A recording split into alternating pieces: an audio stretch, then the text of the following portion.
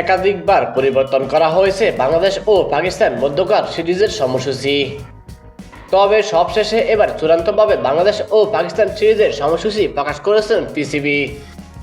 পুরাতন সূচি অনুযায়ী বাংলাদেশ ও পাকিস্তান সিরিজে 5টি টি-20 ম্যাচ খেলার কথা ছিল।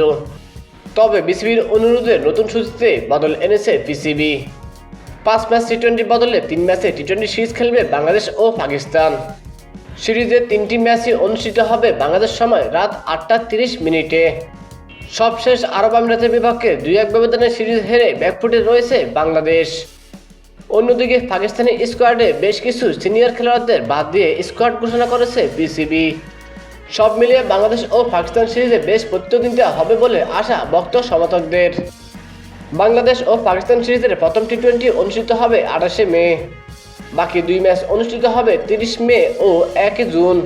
সিরিজের 3 ম্যাচই অনুষ্ঠিত হবে একই মাঠে।